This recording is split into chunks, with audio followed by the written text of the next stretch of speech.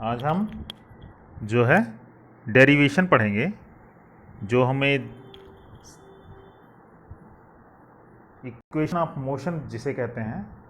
अभी तक आपने वेग, त्वरण सब कुछ पढ़ लिया, यानी एक्सेलरेशन ड्यू टू ग्रेविटी तो अभी पढ़ना नहीं है।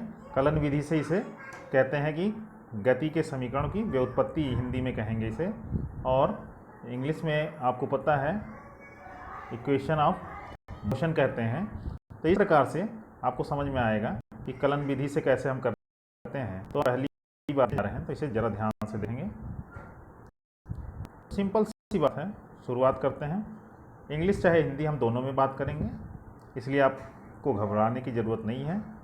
सिंपल सी बात है, हम शुरू करते हैं। पहले क्या है कंडीशन, उसके लिए हम बात करते हैं। तो derivation of equation for uniformly accelerated motion using calculus कह रहा है कि गति के समीकरणों का जो है एक समान जो त्वरित होते हैं, गति करते हैं, उनके लिए हम कैलकुलस के मेथड से क्या निकालेंगे, गति के समीकरण या इक्वेशन ऑफ मोशन निकालेंगे। तो हम देख रहे हैं कि वेलोसिटी टाइम इक्वेशन की बात करें तो वेलोसिटी टाइम इक्वेशन होता क्या है। तो आप देख रहे हैं कि v is equal to u plus a t की बात करना है, ठीक है।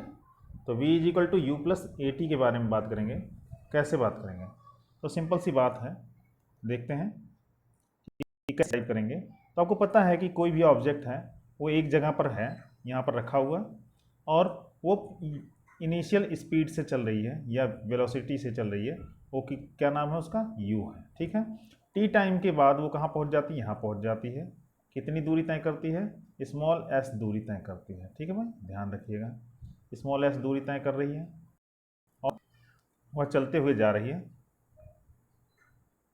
तो आप देखेंगे कि उसका वेलोसिटी कितनी हो गई, स्मॉल v हो गई, स्मॉल v हो गई, ठीक है। इस प्रकार से हम बात कर सकते हैं आपसे कि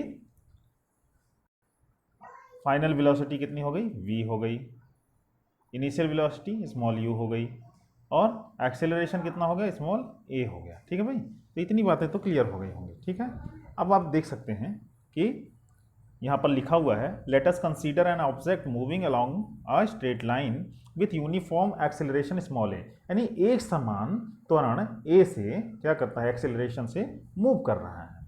इनिशियली उसका जो स्पीड है, प्रारंभिक गति है, उसका वेग है, स्पीड मतलब वेलोसिटी है, वो क्या है, आप कहोगे स्मॉल u, और बाद में आप कहोगे कि उस समय हमने घड़ी में टाइम देखा तो हम कहते हैं अभी एक भी सेकंड नहीं हुआ, 0 सेकंड हुआ, तो उसे हम t बराबर 0 मान लिया। और कुछ समय बाद क्या हो जाता है, उसकी वेलोसिटी जब चलने के बाद t टाइम के बाद क्या हो जाता है, स्मॉल t हो जाती है, ठीक है।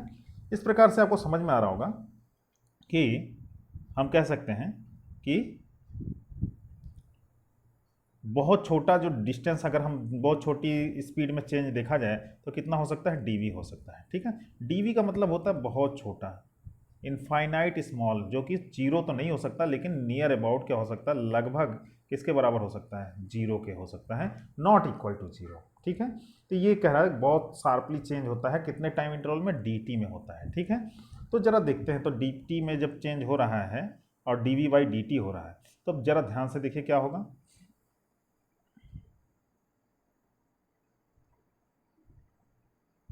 तो आप कहोगे acceleration a is equal to कितना होगा, आप कहोगे dv अपॉन, देखिए चेंज हो रहा है किसमें, वेलोसिटी में, और कितना हो रहा है, कितने समय में, dt टाइम इंटरवल में, इसलिए हम त्वरण बराबर या एक्सेलरेशन बराबर क्या लिख सकते हैं, आप कहोगे a बराबर dv अपॉन dt। अब हम तिरछा गुणा कर दें तो क्या होगा, अब देखिए यही जब तिरछा गुणा कर देंगे तो क्या हो जाएगा, यानी क्रॉस मल्टीप्लाई कर देंगे तो क्या कंडीशन आएगी, तो आप कहोगे कि हमारा क्या हो जाएगा, ए, अगर हम बात करें तो आएगा a इंटू डी टी, क्यों भाई, हो जाएगा, और बराबर कितना हो जाएगा, dv होगा, ठीक। अब इसे हम दोनों पक्षों का क्या करें, इंटीग्रेशन करते हैं। इंटीग्रेशन अगर करें तो इंटीग्रेशन करेंगे तो इस तरह से होगा। अब a तो हमारा कांस्टेंट है, कहा कि ये क्या है, यूनिफॉर्म एक्सेलरेशन मतलब कांस्टेंट फिक्स होता है, एक्सेलरेशन चेंज नहीं होगा, ध्यान रखिएगा। तो उसी को हम क्या कहेंगे, यूनिफॉर्म एक्सेलरेशन कहते हैं या एक समान त्वरण कहते हैं, ठीक है। अब ये तो बाहर आ जाएगा, इसका मतलब हमें क्या करना होगा, आप कहोगे कि ए को तो हमें बाहर रखना पड़ेगा भाई, तो हम ए को बाहर रख देंगे, बाहर रखा, इंटीग्रेशन किसका करेंगे, डी टी का करेंगे, और फिर उसके बाद किसका करेंगे, आप कहोगे डी वी का करेंगे, किसका करेंगे, डी वी। ये जो टेढ़ा सा निशान आपको दिख रहा है, ये आपको कौन सा है, आप कहोगे ये इंटीग्रेशन का साइन है, ठीक है भाई। तो इतनी बातें तो समझ में आ गई होंगी। अब आप क्या करेंगे, यहाँ पर ये ए तो बाहर हो गया कांस्टेंट, और आपका किसका करना पड़ेगा, डी टी का। तो किसी का यहाँ पर कुछ भी नहीं है, तो इसलिए डी टी का जब इंटीग्रेशन लिखा जाएगा तो ध्यान दीजिएगा, डी टी का इंटीग्रेशन होगा वो निकल के कितना आएगा, देखिएगा, आप कहोगे ये हो जाएगा तुरंत टी बन जाएगा, ठीक है। लेकिन कहाँ से स्टार्ट हुआ था, तो कहोगे जीरो से शुरू हुआ था टाइम, और कहाँ तक पहुँचा था, स्मॉल टी तक। और जो वेग था, वेलोसिटी था, वो कहाँ से शुरू हुआ था, यू से, और कहाँ तक पहुँचा था, वी तक पहुँचा था, ध्यान रखिएगा, ठीक है भाई। तो इतनी बातें तो समझ में आ गई होंगी। तो चलिए देखते हैं, हमारे इसमें नोट्स में भी दिया होगा कुछ चीज़ें, तो उन्हें भी देख लेते हैं। तो देखिए, ठीक है, तो आप देख सकते हैं कि नोट्स में आगे देखेंगे अगले पेज पर, तो हमें पता चला कि एक्सेलरेशन कितना था हमारा, ज़रा ध्यान दीजिएगा, एक्सेलरेशन समझ में आया, ये हमारा कितना है, ये d we upon D t है, ठीक है। फिर हमने क्या किया उसे, आप देख सकते हैं, इसे जूम कर लेते हैं थोड़ा सा, तो ध्यान से देखेंगे, तो इस तरह से आप देखेंगे कि क्या होता है यहाँ पर, थोड़ा नीचे करते हैं, हाँ सही। अब आप देख सकते हैं a is equal to acceleration बराबर ए इज इक्वल टू कितना हो गया, d we upon D t हो गया, ठीक है भाई। इतनी बात तो समझ में आ गई। और तिरछा गुणा करते ही ये देखिए डी टी कहाँ पहुँच गया, ए के पास में पहुँच गया, और आपने कहा, अब क्या कह रहा है कि इनिशियल टाइम टी पर जो है v बराबर कितना था, u था, ठीक है। तो आप देखते हैं कि डी वी की जगह पर आपने क्या रखा, यहाँ डी वी है, और लिमिट क्या रखी, u से स्टार्ट करता है और कहाँ पर पहुँच जाता है, v तक पहुँच जाता है, और टाइम कहाँ से कहाँ तक पहुँच जाता है, 0 से t तक पहुँच जाता है। अब a को हमने कहा था बाहर रख देंगे। अब जब हम इंटीग्रेशन करेंगे, ज़रा ध्यान दीजिएगा, तो इंटीग्रेशन जब करेंगे तो आप देखेंगे डी वी का कितना आ जाएगा, आप इंटीग्रेशन कीजिए, इंटीग्रेशन ऑफ u और v और डी वी लिखा है, ठीक है, इज इक्वल टू कितना हो जाएगा, आप कहोगे पहले तो डी वी का इंटीग्रेशन v आ गया, और उसके बाद इस पर देखेंगे ज़रा ध्यान से कि वो लिमिट क्या है, आप कहोगे नीचे लोअर लिमिट क्या है, u है, और ऊपर अपर लिमिट क्या है, v है, ध्यान दीजिएगा, ठीक। अब इसको जानते हैं, जो ऊपर लिमिट है उसे पहले लिखते हैं, ठीक है। तो चलिए इसको बराबर कैसे लिख सकते हैं, ये बराबर के इधर वाला ये हिस्सा कैसे लिखेंगे, तो इसको जरा ध्यान से देखिएगा, पहले अपर लिमिट क्या है, v, बीच में लगाएंगे माइनस, लोअर लिमिट क्या था, u था ना, अब यहाँ पर क्या लिखेंगे, v की जगह u, तो ये आ गया हमारा v माइनस u। और दूसरा हमारा जो सिरा था उसमें क्या लिखा था, क्या निकल के आया, AT आएगा, क्योंकि a तो कांस्टेंट था, बाहर चला गया था, और dt का कितना होगा, t हो जाएगा, ठीक है। और t की वैल्यू जब रखेंगे तो कितना आ जाएगा, तो आप कहोगे इसे टोटल कितना आ गया, आप कहोगे इसके बारे में कि हमारा यहाँ AT के बराबर आ गया, AT के बराबर आ जाएगा, ठीक है। तो देखते हैं यहाँ पर अगर हम बात करें तो इंटीग्रेशन आप देखेंगे कैसे आएगा,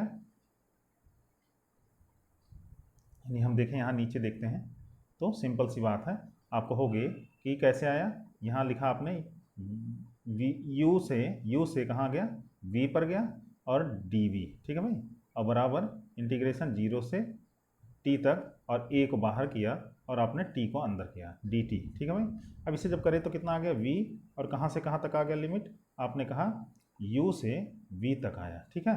और यहाँ कितना आया, a बाहर था, और इसका इंटीग्रेशन कितना आया, t आया, और इस पर कितना आया, 0 से t तक आया। अब आपको पता है पहले t रख देंगे, बाद में 0 रख देंगे t के जगह पर, तो कितना आ जाएगा, यहाँ तो v माइनस u आया, और यहाँ क्या आ जाएगा आपका, देखिए a, और यहाँ ब्रैकेट में कितना आएगा, t माइनस 0, ठीक है भाई। इतनी बात तो समझ में आ गई। अब 0 का मतलब कुछ नहीं, खत्म, तो इसका मतलब हमको क्या समीकरण मिल गया, आगे देखेंगे कि यहाँ पर हमको इस समीकरण को देखिए जब सॉल्व करते हैं तो क्या आएगा, v माइनस u बराबर कितना आया, AT, यही तो आया, ठीक है। अब यही जब आया तो इसी को अगर हम दूसरे साइड लेके जाके देखें तो क्या होगा, आप कहोगे v तो यहीं रहने दें और u को दूसरे साइड लेके जाएं, तो v बराबर कितना हो जाएगा, u प्लस कितना हो जाएगा, AT हो जाएगा। इतनी बात तो समझ में आ गई होगी, ठीक है। तो चलिए ये पहला समीकरण हमारा हो गया, ठीक है। अगला हमारा जो होगा वो देखते हैं ज़रा क्या है, second equation. Second equation of motion की बात करते हैं, तो कह रहा है कि यहाँ पर हम दो तरीके से कर सकते थे, लेकिन यहाँ पर हम सबसे सिंपल तरीका देखते हैं कि वही चीज़ें सारी चीज़ें हैं। v बराबर क्या होता है, अब यहाँ पर हमने acceleration is equal to v d we upon D t निकाला था। अब हम क्या करेंगे, वेलोसिटी यानी वेग की बात करेंगे। तो वेग की जब बात करेंगे तो वेग बराबर क्या होता है, वेग बराबर क्या होता है, दूरी बटे समय होता है ना। दूरी को हमने s से लिखा हुआ है, ठीक है भाई। तो ds दूरी तय करता है बहुत छोटे समय अंतराल dt में, ठीक है। तो इस तरह से आपको समझ में आ गया कि यहाँ पर ये हमारा वेग होगा, ठीक है। तो वेग की बात कर रहे हैं, तो वेग कितना आ गया, दूरी बटा समय। अब हमने तिरछा गुणा कर दिया तो क्या हो जाएगा, आपको हो गए ds बराबर v dt। क्यों भाई, होगा यही तो होगा। इसके बीच में यहीं पर आप एक लाइन बढ़ा करके लिख लीजिएगा ds बराबर v dt। क्लियर।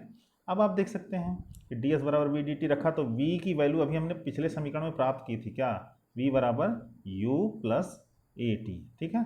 और ब्रैकेट बंद करके हमने कहा dt। अब गुणा कर लें इसमें। अब गुणा करने के बाद हमको क्या मिलेगा, तो जरा ध्यान से देखिए। गुणा करने के बाद हमको मिलेगा u इंटू, क्या मिलेगा, देखिए u इंटू डी टी और दूसरा A T into D T, ठीक है। तो इस तरह से निकला तो हम उसे इस प्रकार से यहाँ पर लिख दिए जैसे लिखा हुआ है यहाँ देखिए। तो आप किस तरह से कह सकते हैं, जरा ध्यान दीजिएगा। देखिए तो हमारा दूरी जो होता है वो कहाँ से शुरू होता है, शून्य से स्टार्ट होता है और कहाँ पर s दूरी तक जाता है। और टाइम हमारा 0 से स्टार्ट होता है और t तक जाता है, ये चीज़ आपको पता ही है। तो आपने यहाँ रखा और u देखिए कांस्टेंट है इसलिए उसे हमने बाहर रख दिया। a यहाँ पर कांस्टेंट था उसे हमने बाहर रख दिया। और t का इंटीग्रेशन क्या आएगा, dt का t आएगा। देखिए t आया है यहाँ इंटीग्रेशन।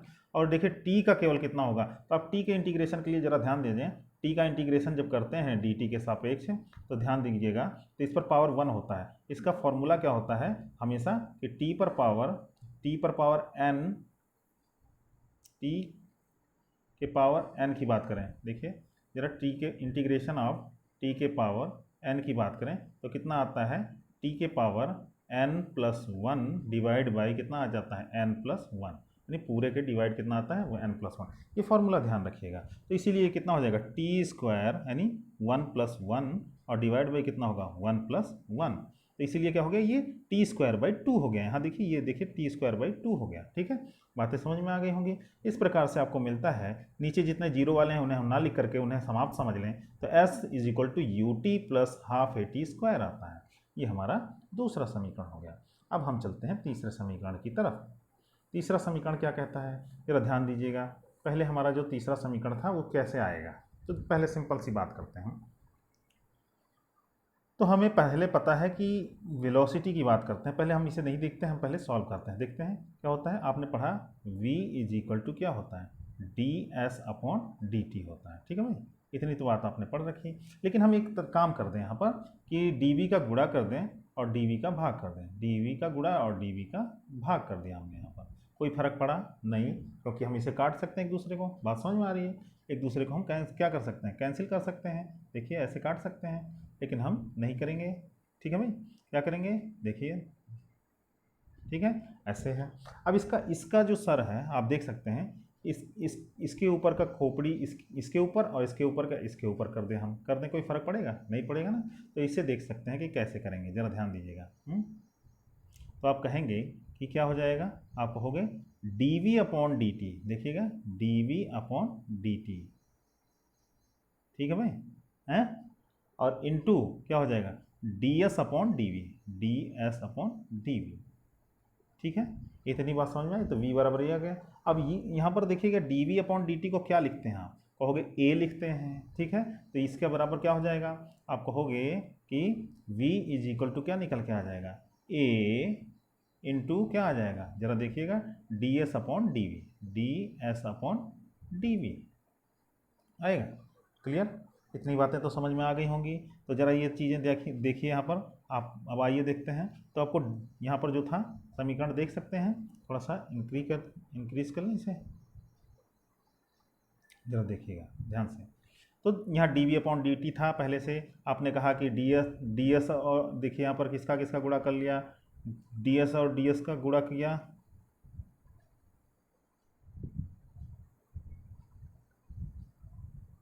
ठीक है भाई। चलिए देखते हैं D S upon d S का गुणा करते हैं।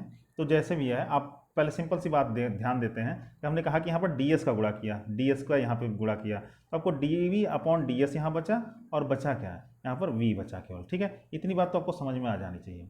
अब उसके बाद अब आप क्या कर सकते हैं कि जरा देखते हैं फिर से हम यहाँ पर नीचे क्या मिलता है हमें।